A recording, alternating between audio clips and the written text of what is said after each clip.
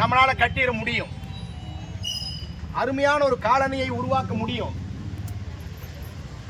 அதோட மட்டுமல்ல, அடுத்தது போர் ஓட்டு, டேங்க் கட்டி, மின்விளக்கு அமைக்கப்பட்டு இதெல்லாம் முடிஞ்சதுக்கு பிறகு ஒரு ஆரம்ப சுகாதார நிலையம், ஒரு ஆரம்ப பள்ளிக்கூடம், இவைகளெல்லாம் மக்களின் தேவை எதுவோ அதுவெல்லாம் அங்கு தீர்மானிக்கப்படும்.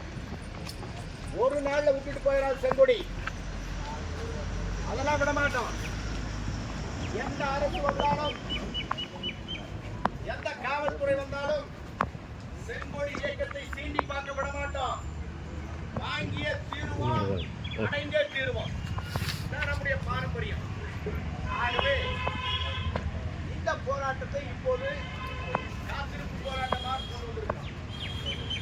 அப்போ காலையிலிருந்து சுட்டரிக்கிற வெயிலுக்கு கீழே முன்னாடி வாங்க தோழர், முன்னாடி போங்க தோழர், முன்னாடி வாங்க.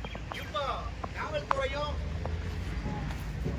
வருவாய்த்துறையும் என்ன நினைக்கிறாங்க? அவங்க பொதுவாக கொடி கூட்டம் இருந்தா பிடிக்காது.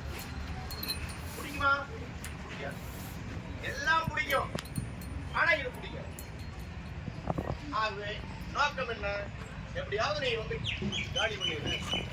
கவர்னர் வர்றாரு, இவரு வர்றாரு, அவரு வர்றாரு என்றெல்லாம் சொல்றாரு. எவரு வந்தா நமக்கு என்ன? இப்ப நாம என்ன குண்டுகளா வச்சிருக்கிறோம்? ஒண்ணும் கிடையாது. நிராயுத பாணி. கரெக்டா?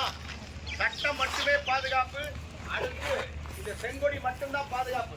வேற எதுவும் உழைக்கும் மக்களுக்கு கிடையாது. ஆகவே நம்ம இப்ப காத்திருக்கிற போராட்டத்தோடு முயற்சி செய்தாங்க. காலையிலேயே கூப்பிட்டாங்க, எம்பி கூப்பிட்டாங்க, எல்லாம் கரெக்ட். சட்டமன்றம் நடந்துட்டு இருக்கு. இப்போ ஆணை கோரிக்கை விவாதிக்கப்பட்டிருக்கு. தகவல் எல்லாம் போராடலாம் இருக்காது. நம்முடைய சட்டமன்ற உறுப்பினர்கிட்ட பாசா பேசியிருக்காரு. முதலமைச்சர்கிட்ட உள்ளேயே மனு கொடுப்பதற்கு மேட்டுப்பாளைய தாலுகா அலுவலகத்திற்குள்ள ஒரு போராட்டம் பட்டாவுக்காக நடந்து கொண்டிருக்கிற தகவல் போகாமல் இருக்காது. அந்த துறை அமைச்சருக்கு போகாமல் இருக்காது. எல்லாம் போகும் போகும் போகட்டும் தான் நாம் சொல்றோம். நீங்க தானே சொன்னீங்க போன சட்டமன்ற கூட்டத்தொடர்ல அரசாங்கம் என்ன சொல்லுது? இந்த ஆண்டு முடிவதற்குள்ளாக 15 லட்சம் பேருக்கு நாங்க பட்டா கொடுத்துருவோம். 15 லட்சம் பேருக்கு பட்டா கொடுப்போம் சொன்னீங்க. ஆனா நாம என்ன கேட்கிறோம்? கொடுத்ததை அமலாக்கு. இடமும் இங்க இருக்கு. விரிந்து கிடக்கிற வானத்திற்கு மத்தியிலே கீழே பரவி கிடக்கிற பூமி இருக்கிறது, நிலம் இருக்கிறது. ஆனால் காலங்காலமாக கையகல நிலம் இல்லாமல் இந்த உழைக்கும் மக்கள் வாடகை வீட்டுல, அரசு புறம்போக்கு ஓரத்துல, வனவிலங்குகளுக்கு மத்தியில, ஆற்று ஓரத்துல, ஹைவேஸ் ஓரத்துல, சுடுகாட்டுல இந்த மனித சமூகம் மண்டி கிடக்குது. என்ன நியாயம்? காக்கை குருவிக்கு கூட மரக்கிளையில் கூடுண்டு. வன விலங்குகளுக்கு கூட வனத்திலே தங்குவதற்கு ஒதுங்குவதற்கு இடம் உண்டு.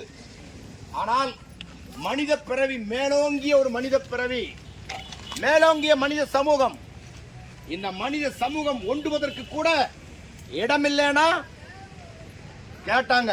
புறம்போக்கு நிலம்னாங்க. இல்ல, யார் சொன்னது புறம்போக்குன்னு? கிடையாது, அரசு நிலம்னாங்க. யார் சொன்னது அரசு நிலம்? 1947க்கு முன்னாடி யார் நிலம்? பிரிட்டிஷ்கார நிலம். அதுக்கு முன்னாடி யார் நிலம்?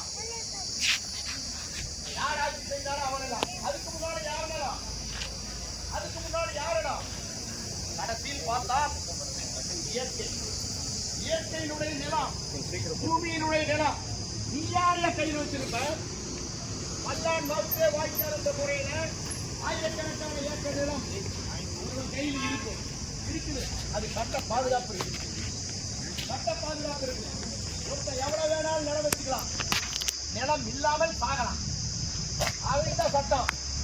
இந்த சட்டத்தை அடித்து நொறுக்கணுங்கிறதா காலம் காலமாக பெண்மொழி இயக்கத்துடைய போராட்டம்.